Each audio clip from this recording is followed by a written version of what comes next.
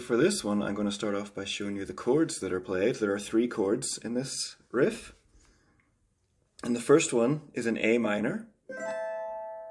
Up on the 17th fret there, you're holding down the top 3 strings of the 17th fret. So that would be your middle finger on the 17th fret of the G string, your ring finger on the 17th fret of the B string, and your pinky on the 17th fret of the E string. Like this. And that would be your A minor. Your second chord would be just move your middle finger down 1 fret to the 16th fret. Keep your ring and pinky where they were. And we get that chord, which is an E sus4. And for the final chord, if you put your first finger on the 15th fret of the E string and lift your pinky away, then we get this chord, which is an E minor. So we have A minor, move the middle finger down 1 fret, we get E sus4, and then put your first finger on the 15th fret of the E string, lift your pinky off, E minor.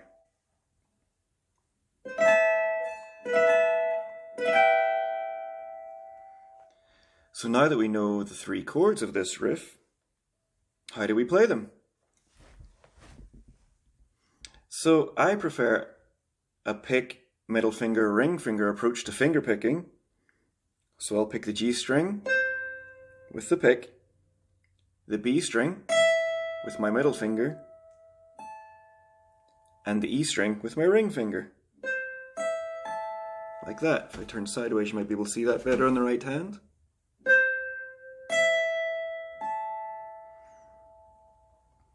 The trick is you're almost picking them all at the same time, but it's kind of a fluttered effect where you pick them all sequentially really quick.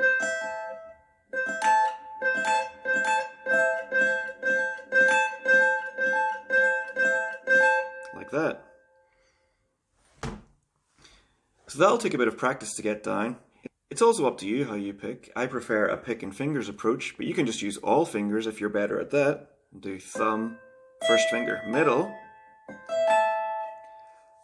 Or you could even just strum all 3 notes. Just do kind of a slow strum through them. It's probably the easiest method and you get the most volume that way. But for me, with that method, the notes bleed into each other a little bit too much. I prefer the definition you get from picking with your fingers, rather than where there's a lot more bleed. But do whatever's easiest for you. That's the whole riff. So for this one, the tone is going to be a little bit trickier because obviously that's a piano part on the original and we're trying to replicate it on guitar. So that's why I'm playing the chords up here instead of down on the 5th fret.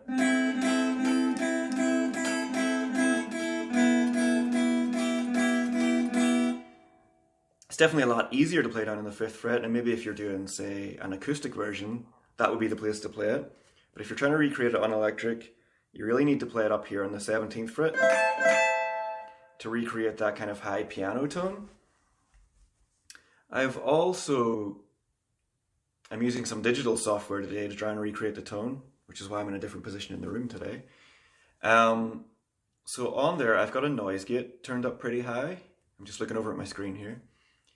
I've got a parametric EQ on there where I've cut out most of the lows, most of the bass, and I've boosted the highs.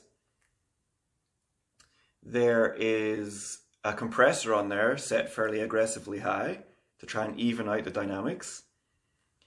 And I find pickup wise, I tried both my Strat and my Ibanez for this one. And what sounded best at my ears was the Ibanez with the neck middle pickup selected. So that would be position 4 on your pickup selector, is what sounded best to me.